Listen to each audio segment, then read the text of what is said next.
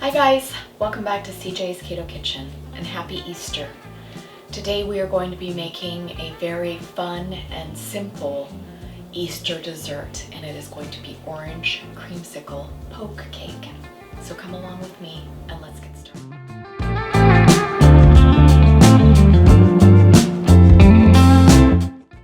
As a child of the 70s and 80s, poke cakes were extremely popular, and it is basically using a traditional cake mix, generally a white or a yellow cake, and then you poke holes in it with a fork, and then a hot Jello solution is poured over the top and you let it chill.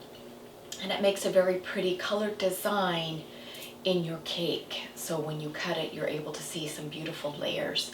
And I thought that that would be very fun and festive for Easter, and it's also something that your family might enjoy helping you with, and they'll, I'm sure, definitely enjoy eating it.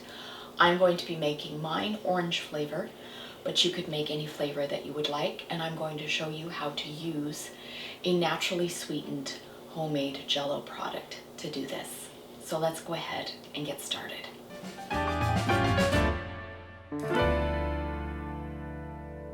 Okay, for our cake we are going to need two things first, and that is we are going to preheat our oven to 350 degrees. You're also going to need a baking dish. I'm going to be using an 8x8 because I want the profile of my cake to be high. If you don't care about that and you are making it for more of a crowd, you could definitely use a 9x13 inch baking dish. But I'm using 8x8, and I have greased mine with some avocado oil spray.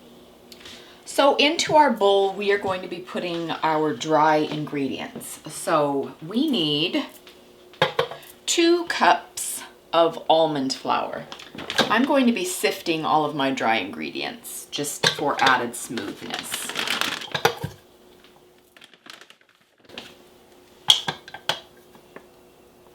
So that's 2 cups of almond flour. I'm also going to be putting in a cup of sweetener.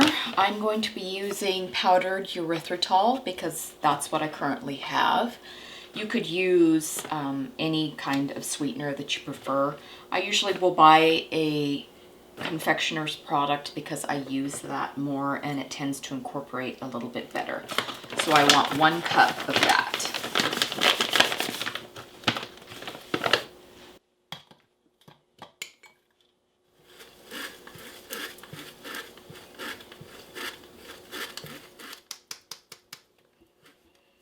I like to try and sift my confectioner's sweetener if I can, because it tends to be quite lumpy just because of the nature of it being confectioner's. It's very powdery, and so it will lump together.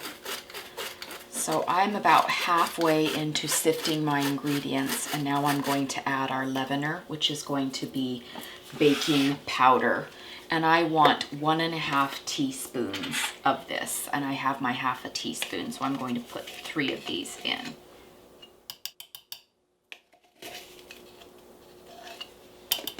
And now I'm just going to finish sifting the rest of this, and this should incorporate our baking powder evenly into our ingredients by doing it in this manner. I am going to show you what I am talking about as far as the confectioners. You can see the lumps there, and so I'm just going to take my spoon and continue breaking up those lumps. Okay, so we have all of our dry ingredients, and I'm just going to give that a stir. Now we are going to begin adding our eggs one at a time, and I have 4, and I have brought them to room temperature in a little bit of warm water. Room temperature eggs incorporate a lot more easily into our batter. So as I said, I'm going to crack them one at a time and start beating them in one at a time.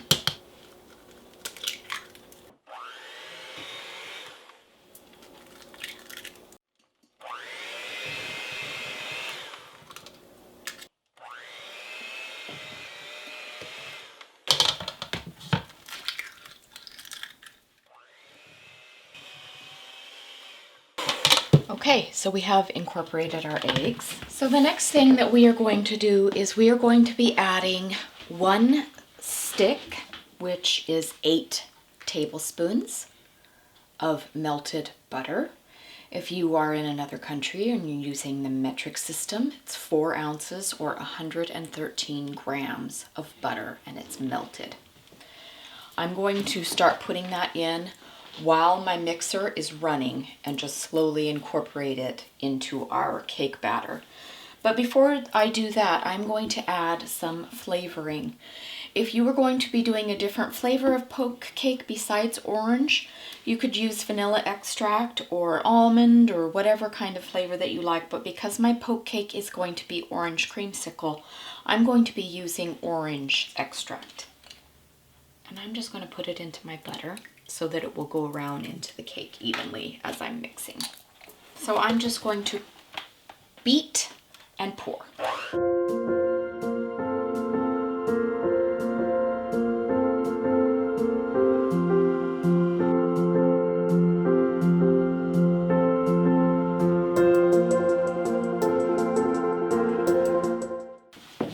Okay, so there we have our cake batter. And it is ready to put into the bottom of our dish. So I'm just going to pour this into our baking dish, and once again I have oiled it with avocado oil spray. I'm going to spread this around. Now we have our oven once again preheated at 350, and we are going to start baking this for about 30 minutes because we don't know how long it's going to take with this level of thickness. It would probably take about 30 minutes if you're using a 9 by 13, but because I'm using a smaller baking dish to get a thicker profile for my personal poke cake, I might need to cook it a bit longer.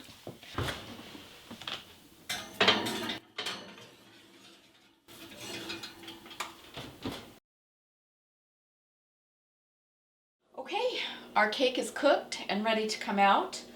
My cake ended up taking about 40 minutes in an 8 by 8 at 350 degrees, but definitely keep an eye on it because everyone's ovens are different. So we are going to let our cooked cake cool for 15 minutes before we do our additional steps. Additionally, when you make a poke cake, you use Jello and you pour it over your docked cake. So because there is not currently a naturally sweetened Jello on the market, I'm going to be making one. Just like we had to make our cake from scratch because currently there isn't a readily available low-carb cake mix from a box. So we are going to be making a naturally sweetened gelatin to pour over our cake. So I am going to be using just a Pyrex measuring cup because we're going to be pouring this over our cake when we get done. So in order to make our homemade gelatin, we need, of course, to have the gelatin. So gelatin comes unflavored in boxes. Mine happens to be the grocery store brand. You can use Knox, which is the name brand, but it just comes in packets. And you just need 1 packet of unflavored gelatin. And we're just going to put this in the bottom of our Pyrex. All right. And then for adding our color and orange flavor, I'm just going to be adding an envelope of orange Kool-Aid. If you're going to be making a different flavor of poke cake, you can use whatever flavor you'd like. Because all this is food color and flavor. That's all that is in this. This does not have any kind of sweetener of any kind because it's just plain Kool-Aid. You always have to add your sweetener. Make sure that you're getting just the regular Kool-Aid and not the sugar-free because the sugar-free does have the aspartame in it. And so then you would have way too much sweetness. So I'm just going to add this into our Pyrex container, and that is going to give us our orange flavor and our orange color. Now to sweeten this, I'm going to be using monk fruit erythritol confectioners. It will dissolve very well. And so I'm using about 3/4 of a cup. Of course, do it to have whatever sweetness that you prefer. And I'm just going to give this a bit of a stirring around with my whisk and try and get everything broken up before we add our hot water. And I'm going to be whisking this as well while we add our boiling water to it so that everything gets well dissolved. So to that, we need to add a cup of recently boiled water, and I have my kettle here. So we need a cup.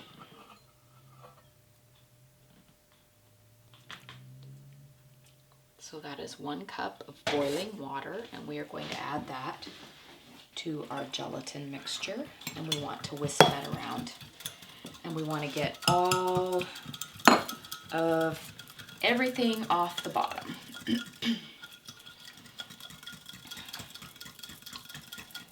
And just make sure that everything gets well dissolved. Okay, so that is well dissolved. Our sweeteners, our Kool-Aid, and our gelatin, all dissolved.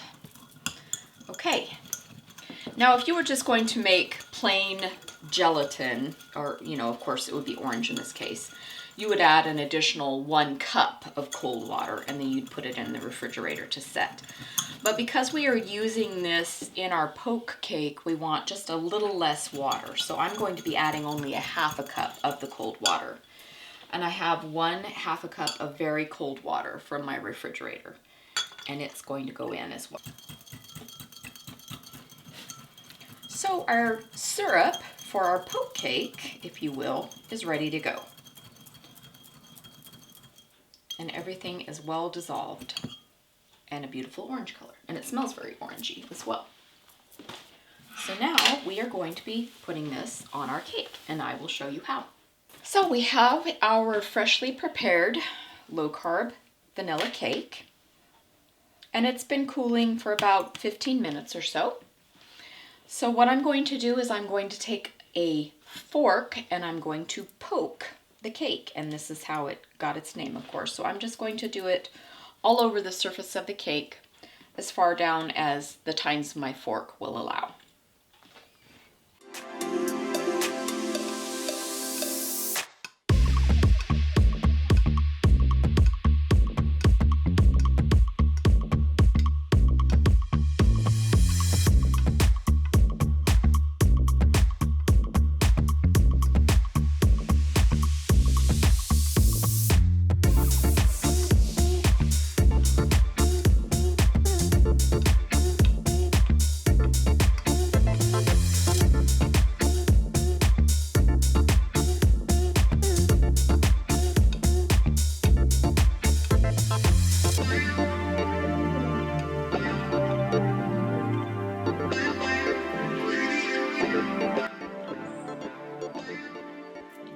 Okay, so we have poked our cake all over, and now I am going to put our syrup into our cake. I'm going to give it one more little whisk just to make sure everything.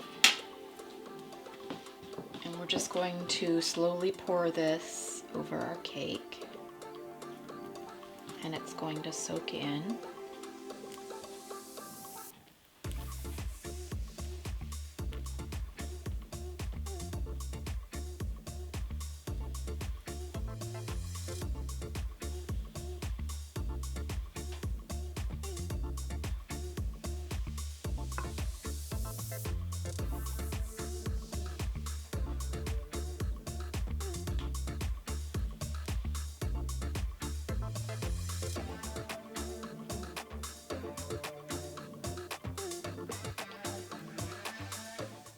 Okay,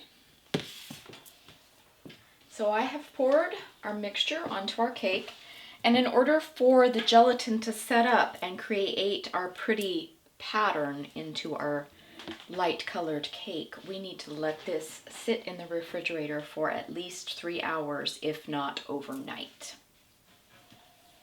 So I'm going to put this into the refrigerator,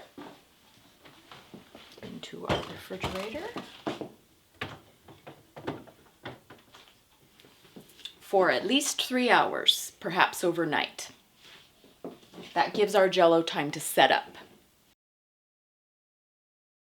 Okay, it's the next day, and we are just going to be making some whipped cream as our topping for our creamsicle orange poke cake. So I have an extremely cold bowl. It's actually stainless steel, and I have put it in my freezer for a few minutes to make it extra cold. That really helps when you're making whipped cream.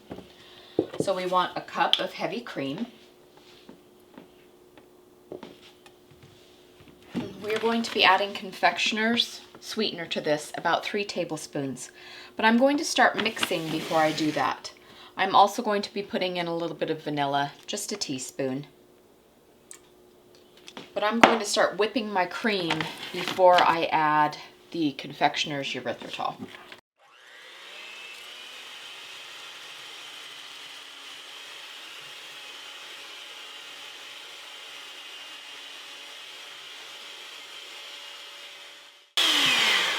Okay, we're getting very close to the stiffness that we need. I'm going to add one final thing. This is optional, but I'm going to be putting in 1/4 teaspoon of cream of tartar. Cream of tartar is just going to make sure that our whipped cream stays solid. Sometimes when you leave whipped cream, you know, for a couple of hours in the fridge after you've whipped it, it will get watery and start to break down. Cream of tartar actually assists that in not happening. I would also recommend that you do not put the whipped cream directly on the cake unless you're going to serve the entire cake at one time. I would rather dollop the whipped cream on per piece, just because this is not like Cool Whip. There is nothing unnatural in here, so this is a completely natural product, and it will break down versus like a canned whipped cream or a Cool Whip product.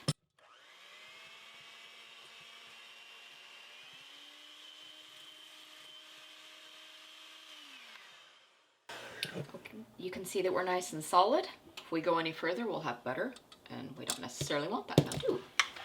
So here we have our chilled poke cake, and we have let ours sit overnight in the refrigerator.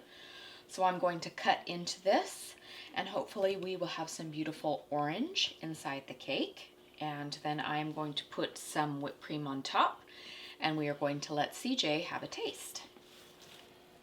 Now the first piece is always the most difficult to get out.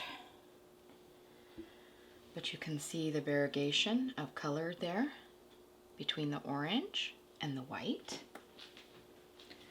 There's even a little bit more in that piece. You can see the orange has run down here on both sides.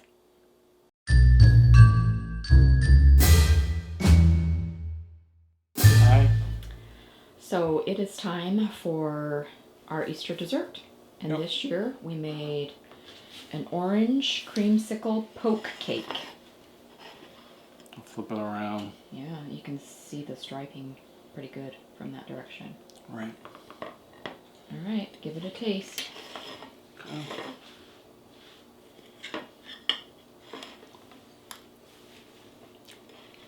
Tastes like an orange creamsicle, which I think is what you were trying to get at. Yes. So yeah, you got it. You hit it. Good. We just took this out of the refrigerator as far as the cake. But it's good. I like it. I think people will like it. Maybe it could have been a little bit sweeter. We had talked about that yesterday. This doesn't taste as sweet now than it did when the batter, but that's a personal choice that everybody has to make. Right. It might get a little sweeter as it sits out too. That's true, because you literally just got this out of the refrigerator Right. like a minute ago. So, good job, baby. Yep, like it. Good. Thank you. All right. Bye-bye. Bye-bye. We hope that you enjoy the cake and that you have a very happy Easter. I know that we are definitely looking forward to it. My daughters especially. They like hunting for eggs in the yard. And hopefully the weather will be nice for you wherever you are at. We hope that you will consider subscribing and hitting the notification bell so that you will know when we upload new content. By hitting the notification bell, you will be notified in specific circumstances like this one where we have put out a video early for holidays. So definitely hit the bell so that you know when those things happen. We upload twice a week. We try and upload on Wednesdays and Sundays. On Wednesdays we have Keto Conversations, and that's where we get together and we discuss different ketogenic topics. Sometimes we have food unboxings, sometimes we talk about what we eat during the week with this lifestyle and other things. So definitely join us there as well. Please consider joining us also on our social platforms. We are on Instagram, Twitter, Facebook, and Pinterest. And there we release teaser photos, also photographs that other people have taken of our recipes. So definitely consider following us there, and that is CJ's Keto Kitchen everywhere. If you need any information for this recipe or any of the other recipes that we've made previous Easter-themed desserts in the past couple of years, please head on over to our blog, and that is cjsketokitchen.com. And there is where all of our recipes, the nutritional information, ingredients, also taste test follow-ups, and any other information that you might need for this recipe and any of the other recipes that we have made so far. Thanks again, and we hope that you will come back next time.